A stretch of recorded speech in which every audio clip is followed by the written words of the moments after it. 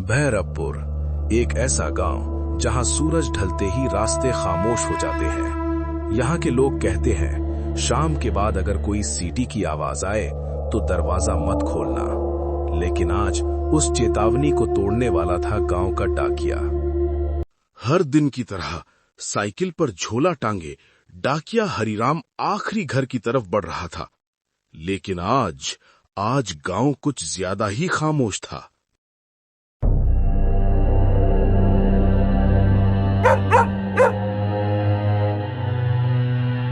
अजीब बात है, आज कोई दरवाजे पर खड़ा नहीं, न बच्चे न बुजुर्ग।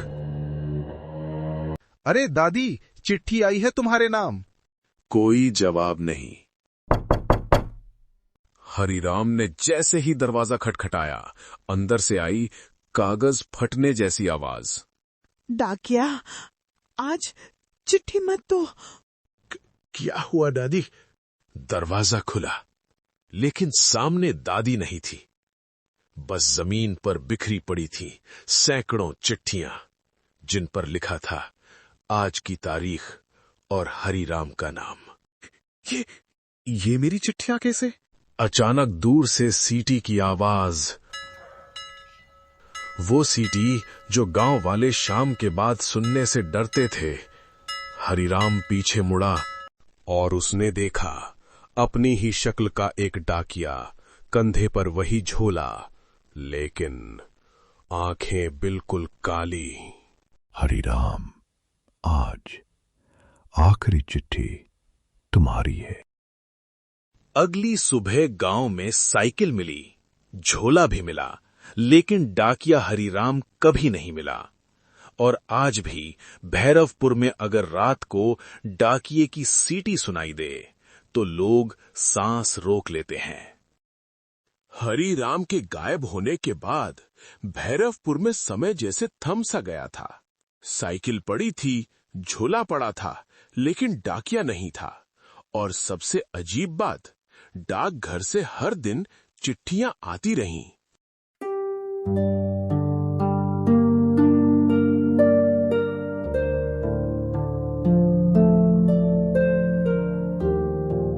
कह रहा हूं हरिराम मरा नहीं है।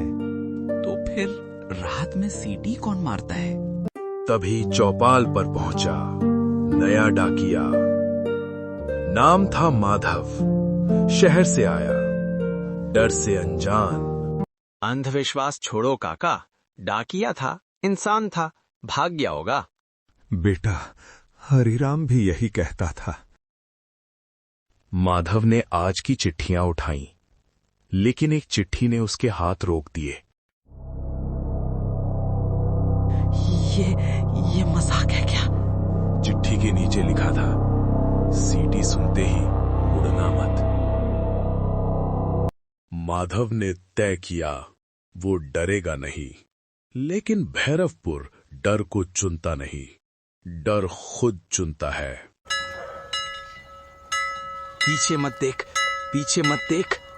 उसके पीछे साइकिल की आवाज आने लगी, लेकिन पीछे कोई नहीं था। एक जानी पहचानी आवाज आई, माधव। कौन कौन है? सामने खड़ा था हरिराम, लेकिन अब उसके पैर जमीन को छू नहीं रहे थे। मैं चिट्ठियां नहीं बांटता माधव, मैं चेतावनियां बांटता हूं। तुम जिंदा हो या? मैं वो हूं जिसे इस गांव ने एक रात गलत चिट्ठी पकड़ा दी थी।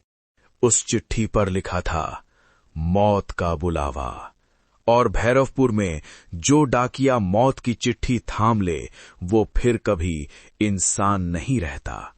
अब अगली चिट्ठी तुम्हें बांटनी है।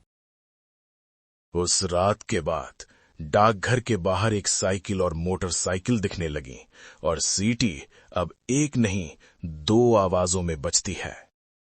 भैरवपुर में अब सुबह भी सुरक्षित नहीं रही थी।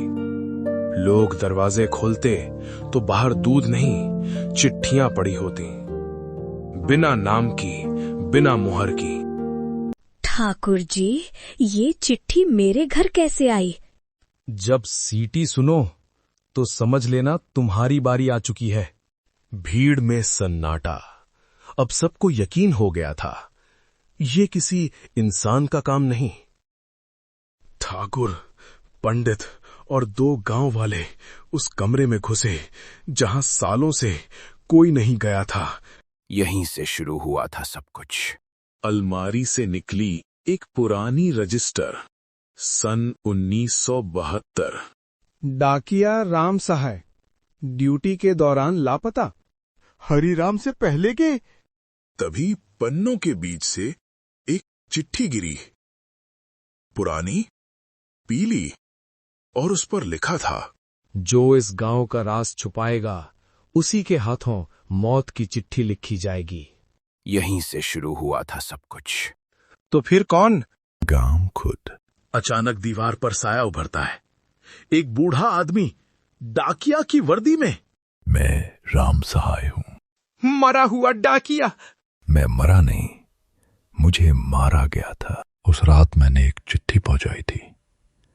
चिट्ठी में लिखा था, इस गांव में एक बच्चा शाप के साथ पैदा हुआ है। गांव ने डर के मारे सच दबा दिया और राम सहाय को कुएं में धकेल दिया।